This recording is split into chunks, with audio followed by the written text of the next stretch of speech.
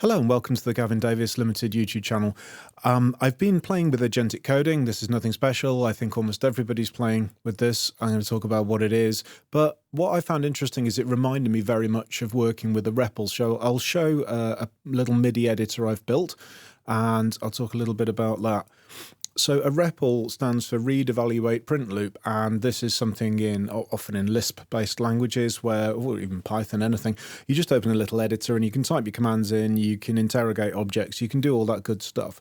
And as an engineer, this can get you flying. You can add little bits of code and you can gradually build your work up. It's a very powerful way of working. And looking at agentic coding, this is where you basically describe a task and the AI system plans it, executes and iterates on the code changes where you supervise and improve the results. So instead of typing the code in yourself, you're operating more in kind of a product owner or management kind of position where you are more the designer. You're saying, I want to build this, I want it to work this way, I want it to work that way. And this is very much REPL-like because you have the genesis of an idea, then you're instructing your agent to build it, and that is evaluating what you tell it. It's coming up with some changes, and then you're evaluating that, and you get in this nice little loop. So let's have a look at something I've built. This is a let's pull up my camera. So you see my hand? There we go. I've built this little patch editor for Behringer synths. Now, someone's beaten me to this. Some guy called, I think, Gary. He's released one a while ago, so I'm not saying this is some wonderful new thing, but I wanted to build something like this for a while as well, and I built this agentically. So this is a Behringer synthesizer. It is a knockoff of a Roland from back in the day in a very, very small box. You see the size of my hand. But it sounds great, and it's good fun. It's a little bit noisy. It's not like hi-fi audio, but it understands MIDI control codes. MIDI control codes is a way you can send not just note data, but information about what you want the synthesizer or the drum machine to do, so you can change parameters on the machine. So I've got a few presets that I've built. I've got a few of these Behringer synths. There's the VS Mini. I've got a JT4000M at home that I haven't got with me, but I'll just work with this for the time being. And it's, I think, listening on channel 1, so if I connect to it, GitHub wants to connect to it. There we go. And I can see messages coming in and out. On the left-hand side of the screen, there's a little MIDI message log, and I can get it to automatically play middle C. I can get it to play that on a loop. Okay, so far so good. The next column we've got is these patches. So this is an analog synthesizer. It's not got a lot of digital in it, so it can't save patches. What you get on the front panel is what you get. But most of these controls, with the exception of filter resonance, can be controlled by MIDI control codes. So if I load this patch runner, so it sounds completely different. I load city. That sounds completely different again. But if you look on the screen, if you watch the attack on the envelope, it doesn't really matter if you understand what attack is at the moment, but on the screen you can see a fader moving up and down if you've got sharp eyes and a large screen.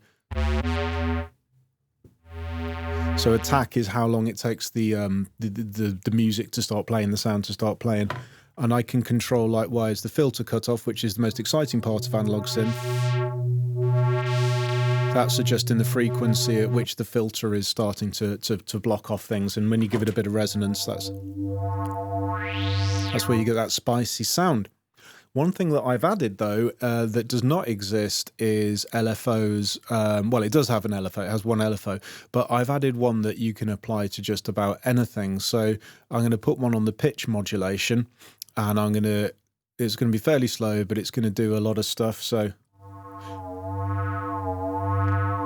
And what this means is I can have different LFOs running at different rates. So I'm going to run a really quick one on the filter.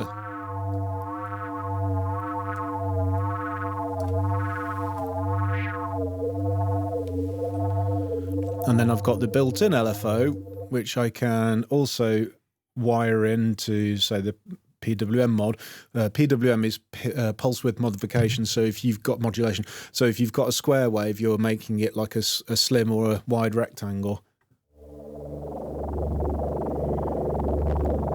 So there's an awful lot going on now. I'm using the built-in LFO and two of my software LFOs.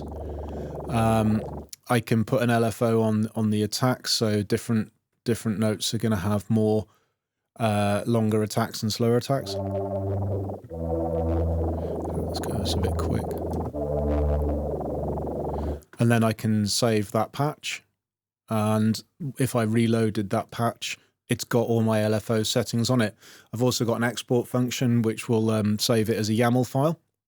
And up here, I can even load in YAML from disk to actually edit, add any synthesizer I want. So, for example, if I were to switch over to my Pro VS, I'll do that on cam.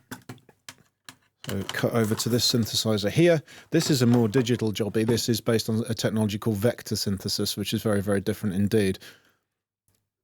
And this, I mean, my big stupid face is in the way there, but I haven't got any save patches on this because this is running off my GitHub rather than my local dev. But I can randomize patches, and I could get any kind of result. It's very short. Come on, give me a good one. There we go.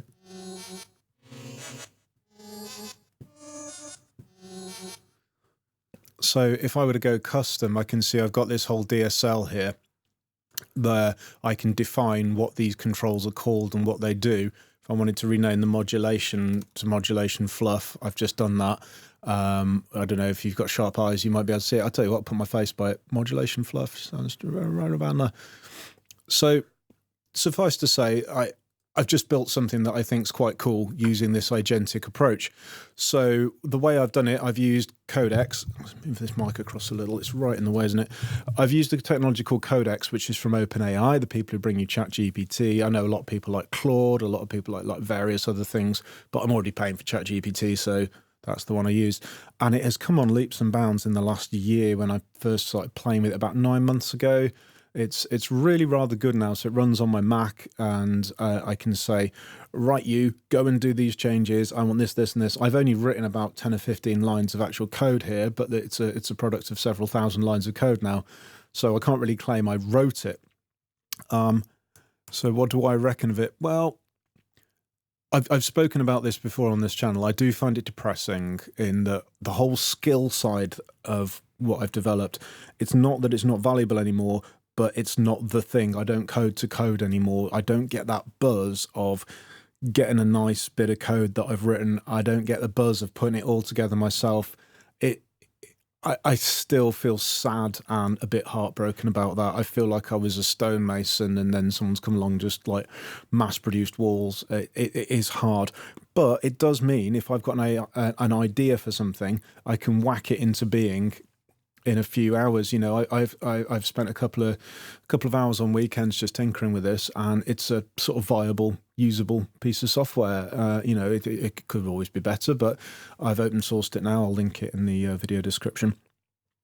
So yeah, so I've got to step away from thinking of myself at the engineering level, which is still useful because I've got to evaluate everything it generates.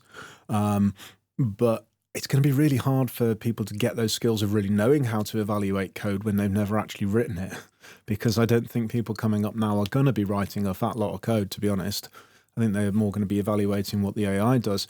But at least there's something historical I can hang this on. At least it's a little bit like a REPL. I'm in a little loop where I make a little change and I observe that result. You have to wait a little while for the change. But what I also thought about it is it's like, you know, when you're a product owner and request a feature, well, every feature you request has cost. So this actually helps to understand your product owner or whoever is asking you as an engineer to produce features or bug fixes or whatever it might be, is that everything he or she asks you to do has a cost. And if they don't understand that, they're not doing their job right. And if you don't understand it, you're not doing your job right. So the more time you're spending coding, you know, that's burning opportunity cost. You could be spending that elsewhere. And likewise with an agentic AI, you've got to keep putting coins in the meter to keep using it. I kept running out of credits and I'm too cheap to pay for any more at the moment, but I was waiting for it to roll over the next day or even the next month in this instance. I had to finish this off in May. I started in April. Because I wasn't about to start coding myself because I haven't got the time. You know, this is just a little hobby thing. But yeah, it really showed me about, you know, you've got to be efficient. You've got to really think through what you're asking this thing to produce in the same way as if you ask a junior dev to just waste their time producing a load of rubbish. It's not going to benefit them or you or the organization. So yeah, I found it useful to look at it in this way. As a REPL, I found it useful in terms of efficiency, and I've just enjoyed building things with my synthesizers. I might add lots more. Anything that's got MIDI control codes, this product, which I'm calling MIDI Patch Pilot, is compatible with. So these videos aren't necessarily about my main areas of expertise. They're my areas of growth and learning. And today I have mostly been learning about Agentic AI and how best to work with it. I hope you found this interesting. Bye-bye.